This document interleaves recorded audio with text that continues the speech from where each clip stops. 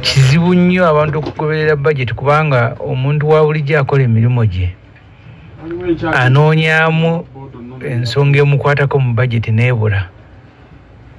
Nze nakula ne Museveni wano wajjidde wano, Museveni yajja n'onyina emyaka 12 nga basoma budget ayina emmwanyi mu kyalo n'alinda, ayina ebijanjaalo ne kasooli n'alinda oba by'amasomero.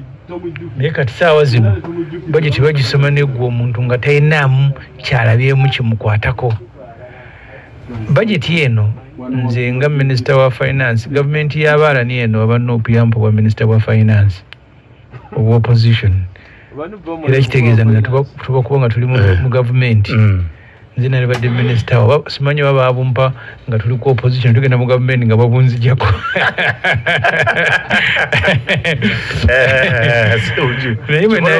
Gwe nga Minister w'ebyensimbi. Bwe nali nnyonnyola eggwanga nga nkozesa Parliament budget naga abantu batunulire ebintu bibiri. Okusookera ddala Uganda egenda kubeera ne budget esomeddwa trillion ebeera erimu miliyoni kakadde. Eno ziri 7.2. Ne trillion emu ziba miliyoni kakadde. Oba ntegerekeka bulungi. Obala miliyoni emu mpaka lowooza miliyoni akakadde. Eyo trillion. Nobala akakadde akalala ka miliyoni ezo trillion 2. Kati eno budget ya trillion 7.2. Naye omuntu ayinza okuddayo n'alowooza nti bimukwatako.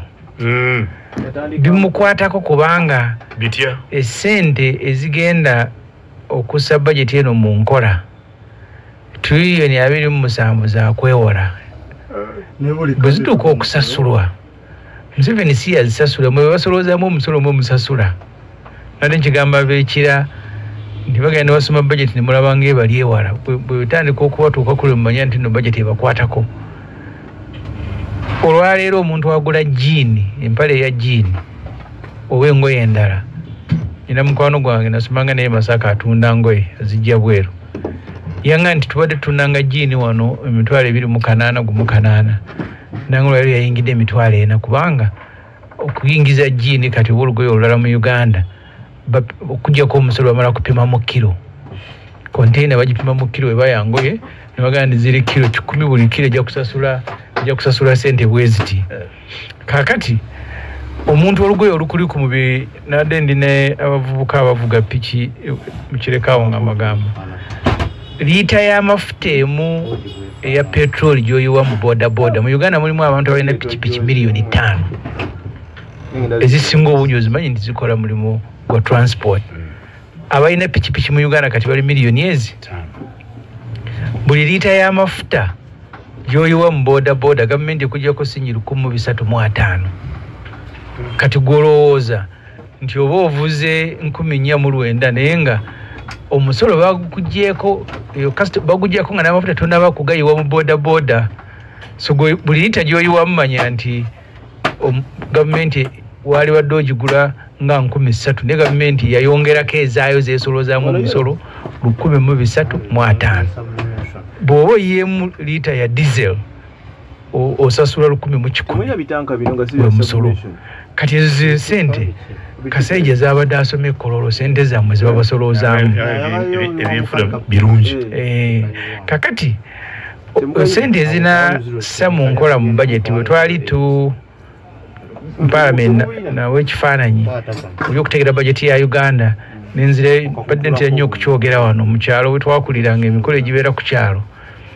Abakungu bwe batuuka sawa z'okulya ne bayingira mu ddiiro ne basomba buli kalonda omuceere omusiike omweru ennyama enkoko embuzi.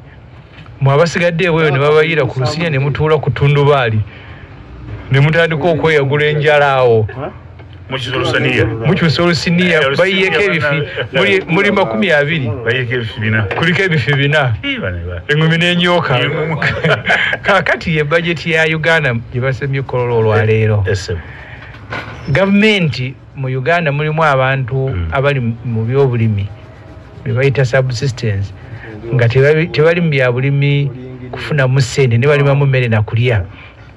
bali ebitundu 39 buli 100 bana Uganda ze milioni 14 mu Uganda mwa abantu milioni 14 ngabo takola sente nga talima kufuna sente naye alima kulia kati abo bonna milioni 14 Museveni bayiwa ku Lusiniya n'abatuuza ku Tunduwali n'abagamba letedde PDM trilioni mugende mweso ateka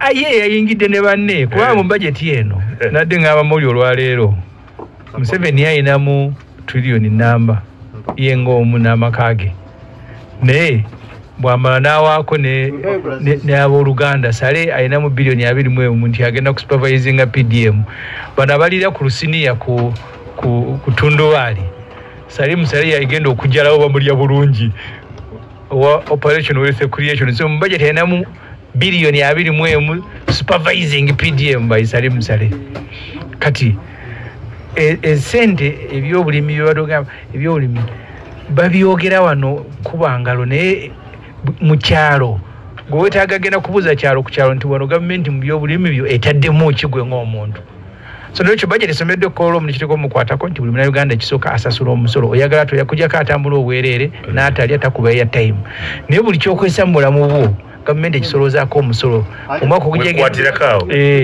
omusolo gwo gwowaayo omwaka ogujja zigenda kuba trilioni 3.4 n'okugamba nti buli trilioni erimu milioni kakadde obala milioni emwe mu eziwera kakadde eyo trilioni sente zimala okusolozebwamu ziteekwa okuddayo nagaya bavubuka nga ndi ekireka nti muteekwa okumanya bino lumu bwajja ku kyalo n'abagulira enkumbi n'abagulira tenti eyo painkiller tenawe tegenda kujja mu bulamu bwowe buli eyo budget gye basoma olumu not paying attention ye teekwa okubeera mu sente ezijja abantu buli omu waali anti basaayo mwoyo kubanga tewajulira mu nsawo kyekizibu kyekugamba mu nsawo ona busemujju kati ekyo ebyobufuzi byotaddemu ebyobufuzi nga tebinnatereera budget egenda kubeera bwetyo Salim Sale nga ayinamu 7 ayina bwamala n'awaako n'emikwano kati Peneti ayinamu bilioni 465 nti agenda kumaliza ddwaliro lya Luboto akamuwa trilioni 1 ne milioni 2 ne bilioni 2